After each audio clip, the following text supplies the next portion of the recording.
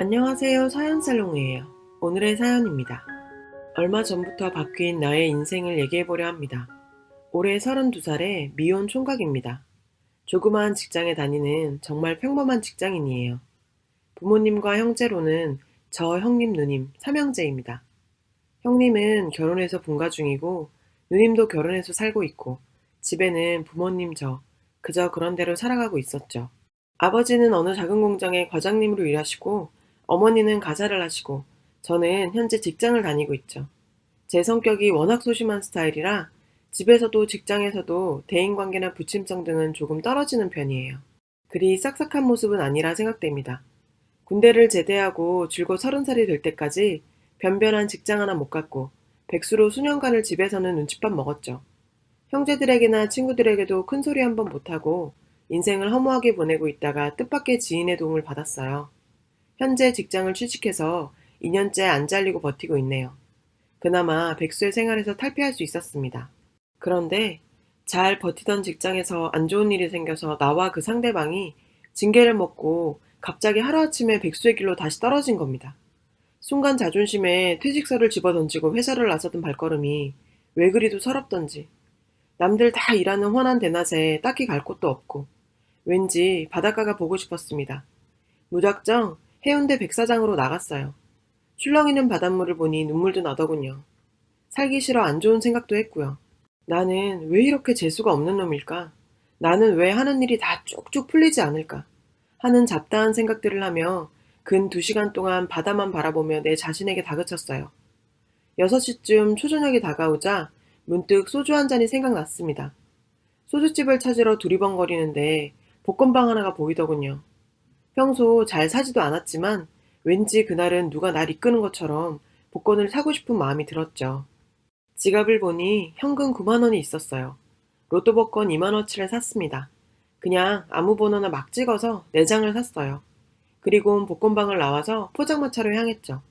혼자서 이런저런 생각을 하며 소주 3병을 마셨습니다. 그리곤 집으로 갔습니다. 집에 들어서서 식구들을 보니 그제서야 더한 걱정거리가 떠오르더라고요. 내일부터 직장도 못 가는데 식구들에게 뭐라고 말을 해야 하나, 어떻게 해야 하나 등등. 다음날 아침, 아무런 일도 없는 듯이 그냥 출근 시간에 맞춰 집을 나섰어요. 아침부터 갈 곳은 없지만 그래도 식구들에게 회사를 때려쳤다는 소리는 도저히. 그렇게 이곳저곳을 아무 생각 없이 돌아다니다가 저녁이 되면 집에 돌아가는, 혼자 영화도 보고 게임방도 가고 공원 벤치에서 쉬기도 하고 노숙자가 따로 없었습니다.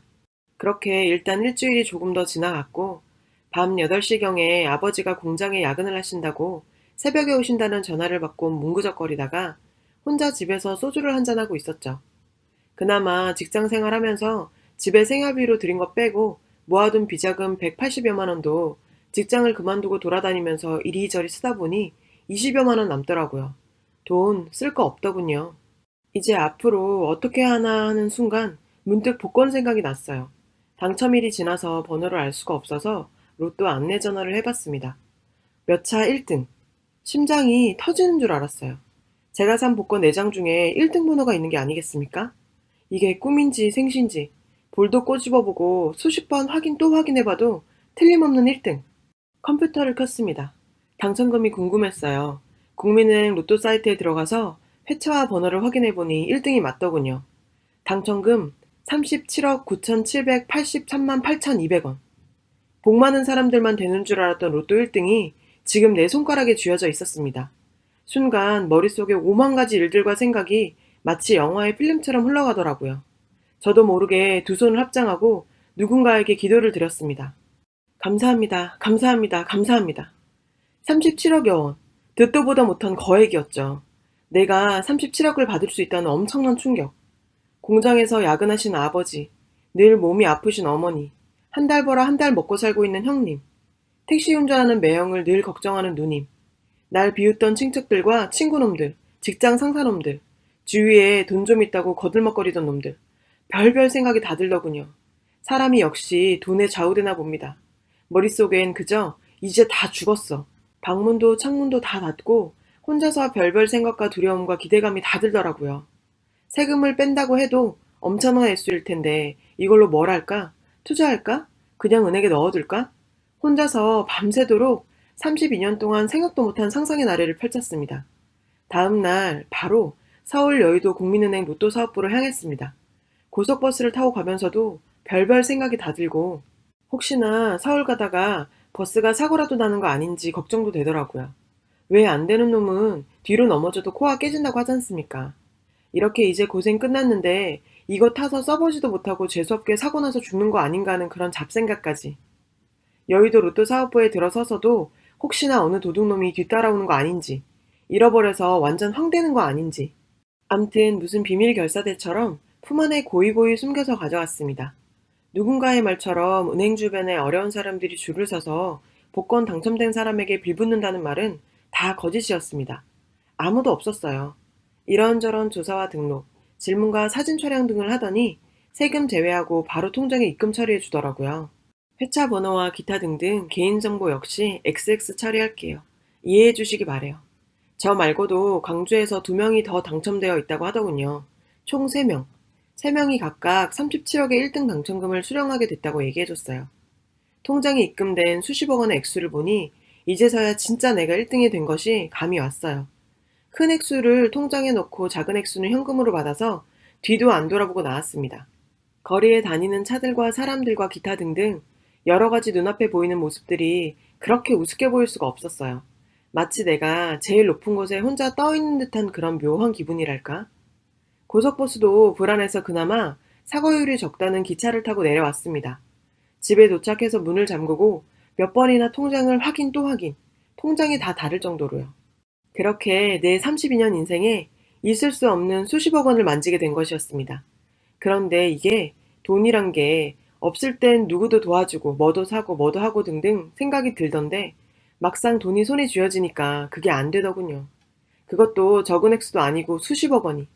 고기도 먹어본 놈이 더 잘 먹는다는데 돈이 생기니까 사람이 왜인지 더 짠돌이가 되더라고요. 가족들에게 이 사실을 말했다가 가족 간에 불화라도 생기는 거 아닐까? 돈 때문에 가족도 죽이는 무서운 얘기도 들었기에 인생이 갑자기 바뀌면 좋은 일보다는 나쁜 일이 더 생긴다는데 뭘 어떻게 해야 할지 불안감이 들이닥치더라고요. 일단은 오피스텔을 하나 얻었습니다. 그리로 출근을 해야 하기에 복권이 됐다는 사실도 회사를 그만뒀다는 사실도 모두 감췄습니다. 오피스텔에서 혼자 이런저런 계획과 상상과 혼자만의 세계에서 살았습니다. 통장을 바라보며 혼자 웃기도 하고 영화의 한 장면처럼 돈다발로 혼자 온 방에다 깔아놓고 나뒹구는 모습도 상상하며 그렇게 혼자서 오피스텔을 꾸며놓고 노트북으로 게임이나 하다가 배고프면 밥 시켜 먹고 졸리면 자고 저녁이 되면 퇴근한답시고 집으로 가고 아침이면 출근한다고 혼자 오피스텔로 와서 또 혼자만의 아무 걱정거리 없는 나태함에서 무료하기도 하고 신나기도 하고 지루하기도 하고 묘하기도 한 그런 나날들을 보냈습니다. 뒹굴다가 무료하면 백화점 가서 쇼핑이나 하고 돌아오고 그렇게 3개월을 살다 보니 오피스텔은 어느덧 없는 거 없이 혼자 1년을 외출 안 하고 그 속에 처박혀 살아도 될 만큼 5만 가지 물건들로 가득 차 있었죠. 그때까지도 복권 1등 당첨은 비밀이었습니다. 근데 그때부터 일이 꼬이기 시작했어요. 아버님이 공장에서 갑자기 쓰러지셨어요. 아직 연세에 비해선 그래도 건강하셨는데 병명이 폐암으로 나왔어요. 수술을 하기엔 너무 늦어버린. 저는 지금 미국 아니라 그 어느 나라에 가서도 수술을 할 수 있는 돈이 있는데 아무것도 못합니다. 어이가 없더라고요. 돈 가지고도 안 되는 일이 있다는 걸 들었지만 스스로 처음 알았습니다. 그렇게 암 발병나고 2개월 만에 아버지가 돌아가셨어요. 아무것도 못한 채로요.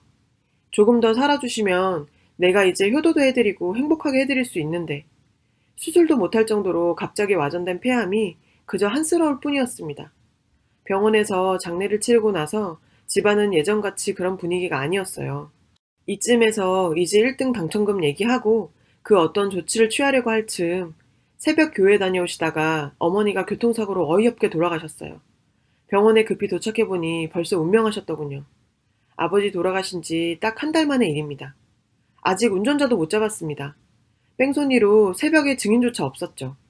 졸지에 아버지 어머니가 돌아가셨어요.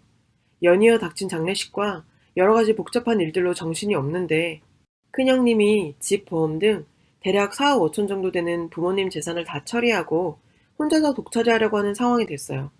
누님이 그런 게 어딨냐면서 요즘은 딸도 상속권이 있다고 여러 차례 다투더니 결국 형님 누님이 소송을 시작했어요.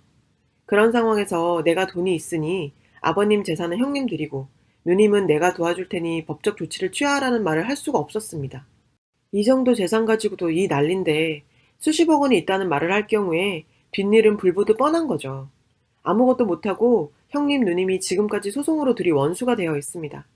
지금 저는 은행에 대출을 받아 조그만 아파트를 얻었다고 거짓말을 하고 내 신경은 쓰지 말라고 말을 하곤 제 돈으로 아파트를 얻어 살고 있습니다. 돈이 있어도 꾸준히 번 돈은 아니기에 어디에 어떻게 발설을 하기도 투자하기도 도와줄 수도 없는 묘한 상황이 돼버리더라고요. 액수가 너무도 큰 탓도 있었지만 그만큼의 돈을 만져보지도 써보지도 구경도 못한 처지이다 보니 그때서야 사람은 자신이 감당할 만한 돈이 있어야 된다는 말이 이해가 갔어요. 물론 아버지 어머니가 내 복권에 돈 때문에 돌아가신 것은 아니지만 돈이 있어도 이거 저거 아무것도 못 해보고 돌아가신 부모님을 생각하면 그저 눈물만 납니다. 인생 역전. 물론 인생 역전이 되긴 했어요. 돈도 다 써보지 못할 정도로 가지고도 있습니다. 그런데 희한하게 생활은 그 전이나 지금이나 별로 달라진 게 없어요. 그저 몰래 몰래 쓸 거 쓸 수 있다는 마음만. 로또 1등 당첨된 분들이 다 저같이 된 거 아니겠지만 복권 당첨돼서 돈 많아지면 정말 행복할 줄 알았고 모든 것이 즐거울 줄 알았어요. 그런데 그게 아니더군요. 지금도 작은 아파트에 살지만 그 어느 한 가지도 마음대로 펑펑 못 써봅니다.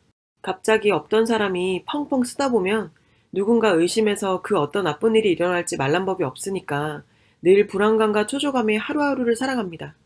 그렇다고 이 많은 돈을 어디다가 기부하고 맘 편히 살자니 그것도 쉽진 않네요. 로또 복권 1등 한 방에 인생 역전. 다 좋은 것만은 아닙니다. 차라리 없는 살림에 누군가 아파서 없는 돈에 치료라도 하고 한 가족 건강하게 오래오래 사는 게 더 행복하지. 절대 돈이 있으면서 부모님 병도 못 고치는 그 안타까운 일은 차라리 없는 이만 못한 것 같습니다. 돈이란 게 없는 것보다는 있는 게 더 낫긴 하지만 자신이 감당이 될 만큼만 있어야 행복한 것 같네요. 액수만 많다고 절대 행복하고 같이 연결되는 건 아니더라고요. 오늘은 더 엄마 생각이 많이 납니다. 긴 글 읽어주셔서 감사합니다. 여러분, 사연 댓글에 응원과 현명한 조언 부탁드려요. 좋아요와 구독은 저에게 큰 힘이 됩니다. 오늘도 좋은 일 가득하세요.